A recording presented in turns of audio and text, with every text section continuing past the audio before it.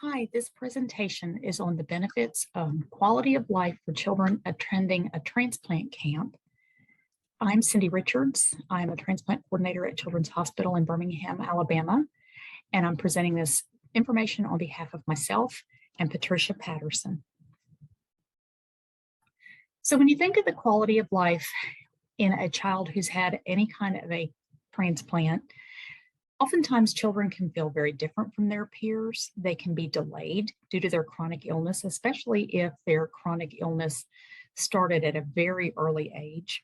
And a normal transplant recipient's childhood, especially for a kidney transplant recipient, is often anything but what you consider normal. Some of the issues that these children deal with are feelings of isolation, feelings of restrictiveness, their diet, the fact that they may have to be on dialysis, whether it's at home or in center, the fact that their disease process integrates into their complete life. Trouble reaching their normal developmental milestones is a huge issue for many of these children. It can affect their relationships with their peers because of the fact that they can't attend school on a regular basis like most children do. And many of them have issues with acceptance of their illness. Some of the psychosocial issues are just dealing with the stress of day-to-day life and the fact that not only does it affect them, it affects their entire family. Fear of this illness and what it can do to them long-term. Some of the children that I've taken care of are very ashamed of the fact that they have to take so many medicines and that they have so many scars, and it makes them so different from their peers. Those very things can make them very frustrated sometimes. And many, if not all of these children, need some outside support to be able to deal with these issues. These issues can lead to, as I mentioned earlier, anxiety. Some of them will act out, have violent behavior. Some of them may be victimized because they have no self-confidence. They have a negative body image, as I mentioned earlier, because of the number of scars that they may have. Frequently, their popularity is not very good at school or with their peers just because they're not there very much, and they miss out on those peer-to-peer interactions.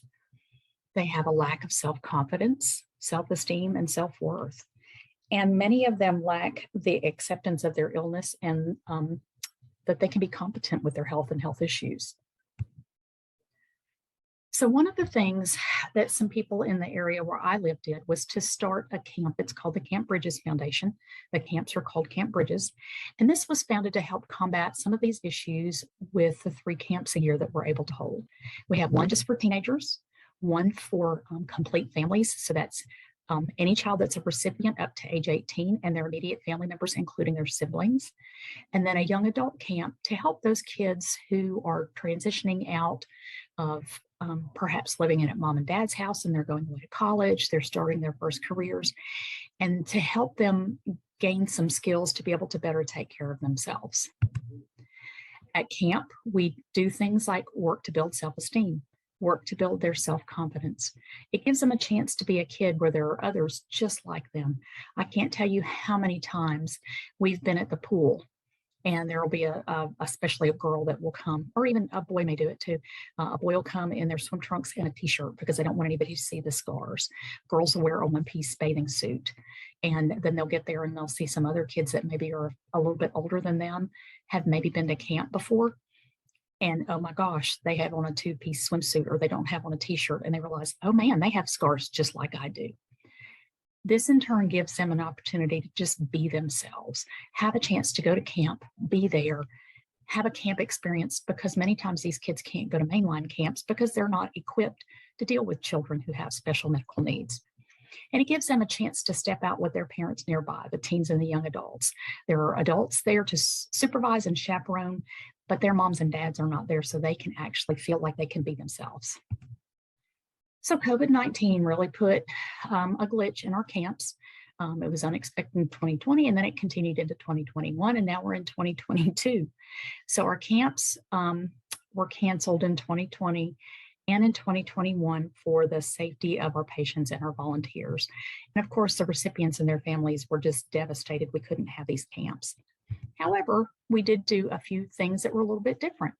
We instituted some Zoom calls for the teens, for the young adults, and for the parents so that they would still have an opportunity to get together on a regular basis.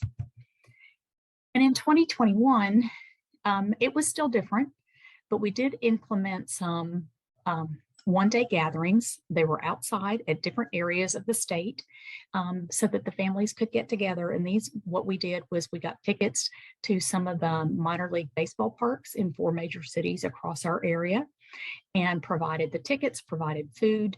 And again, this was all in an outdoor setting for safety for everyone.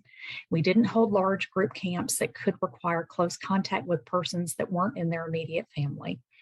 But we were able, with the assistance of Children's Harbor, which is the facility where we hold our camps, that we could offer the families a weekend at that lake facility. It wasn't sponsored specifically by Camp Bridges, but many of our Camp Bridges families were able to take part in that. And we even up to included all of their meals. And what they did, the meals were offered to go so they could take them back to their cabin. And each family had a separate cabin to lessen any possible exposure. They still had access to the pool. They still had access to the lake, to the goofy golf. There's now a disc golf course, basketball, volleyball, all of those kinds of areas so they could still experience some time at camp. For 2022, we offered some similar weekends over spring break so the families could come to Children's Harbor again. This summer, we plan to offer a modified camp experience. What we're doing is decreasing the number of families per camp session so we can decrease the possible COVID exposure. The cabin set up where we are has 4 individual rooms with their own separate bathrooms per cabin. And then there's a shared back porch. So instead of allowing 4 families to come, we're going to have 2 families come, put 1 on each end, and then they can each have, basically half of the back porch. That way they still have space to go outside and sit or put their towels on the railings, but decrease the number of people that perhaps are crowded on those porches. And there are 12 of these cabins at Children's Harbor, so we can still offer camp sessions to at least 22 to 23 families. And all of the meals will be spread out with sitting with your family, or we'll try and eat outdoors as much as possible. For team camp, we're going to spread their lodging out so that there's no more than 2 campers per cabin, with at least one counselor, again, to lessen those exposures, especially because they are not coming from the same family groups. We really want to be cautious of that. We'll have a similar format for young adult camp. All of the activities will be outside.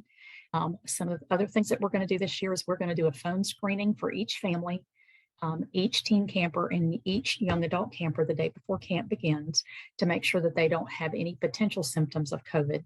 And then we'll screen them again upon arrival at camp. And if they present with any symptom that could be COVID related, they'll be sent home. Or if they develop one while they're at camp, they will be sent home. Again, this is just for the safety of not just the campers and their family members, but for our volunteers as well. So at this time, that's the information that I had to share. If you have questions, we'd love to get those. And then here are our reference lists from this presentation, where I pulled much of my information about issues with children with illnesses and relating to camps. Thank you.